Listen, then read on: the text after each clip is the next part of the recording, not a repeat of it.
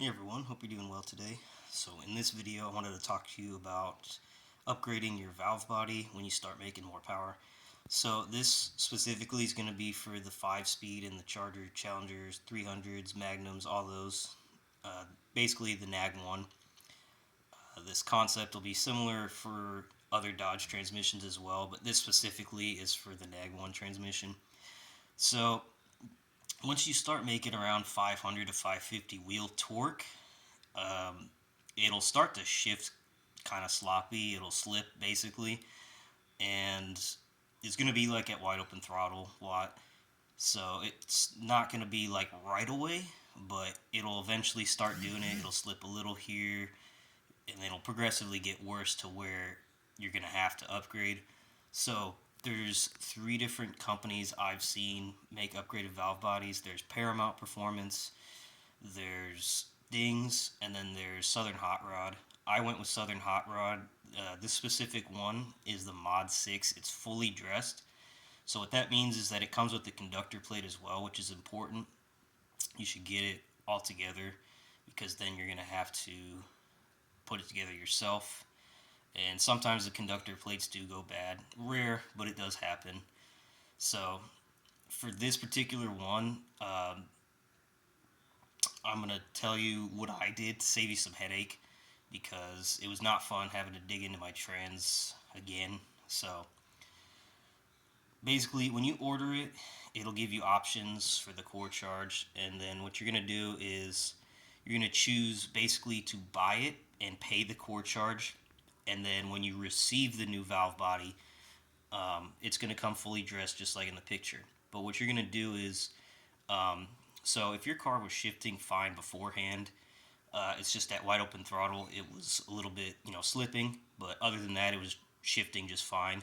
You're going to want to change out the shift solenoids, which are these guys, swap them from your old one to the new one, because what they do is they generally, from what I've seen, they don't swap them. So you're basically getting used solenoids from a transmission that you don't know what happened to it. So, I mean, that's that could be anything. It could have been good, it could have been bad, but generally, it's probably a transmission that is bad. This happened with me, and the shifts were kind of wonky. So I just bought new solenoids. But if you don't want to do that, because it is, a few hundred more dollars, do what I'm recommending, which is swap your current ones, which I'm assuming are still good, into the new valve body. The process itself is pretty straightforward. You're going to need transmission fluid, a filter, and I'd get the gasket. It's basically, you're going to have to do a transmission fluid and filter change because you have to drop the pan to get to it because it's right there on the transmission. It's not a hard job, just a little messy. Uh, you will have to support the transmission and take off the transmission mounting bracket so that you have full clearance of the pan, but it's not too crazy, but pretty easy job. So you just undo the connector, undo the bolts. It's pretty straightforward. Line it up, and you should be good. Really, torque everything to spec. The torque specs were online. I was able to find them pretty easy. They're nothing crazy. So go ahead and put that all back together, and then you can get a measuring container to see how much fluid comes out. Generally, it should be around like 5 quarts, I want to say, but it could be a little bit more, it could be a little less. I'd say get about 6 quarts of ATF plus 4 just to be safe, and then pour back in however much came out.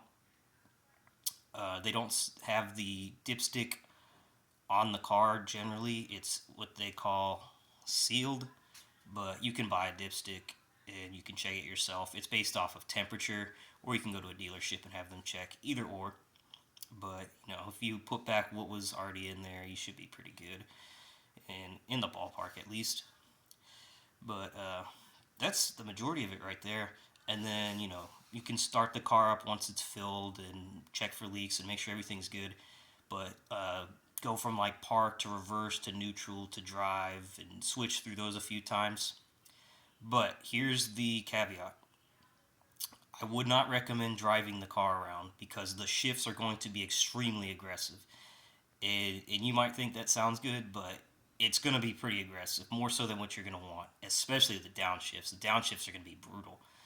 So, what I recommend is after you do this, hit me up for a tune so I can revise the transmission tune. Because I'm telling you, it's going to be aggressive, like just driving around normally. And I've spent a lot of time trying to make sure that it drives as nice and chill, but have a good amount of sportiness so that you can feel that it's still there and it feels like you got an aggressive valve body, or just the trans feels more responsive. But trust me, it gets very aggressive.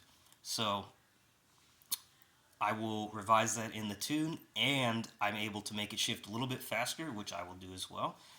And it's a noticeable difference. And you will be able to hold more power. How much? From what I've seen, a lot of people have been able to hold about 800 wheel torque. There's some people that have gone above that. I don't know because I'm not making that kind of power, but I'm definitely well above 500 wheel.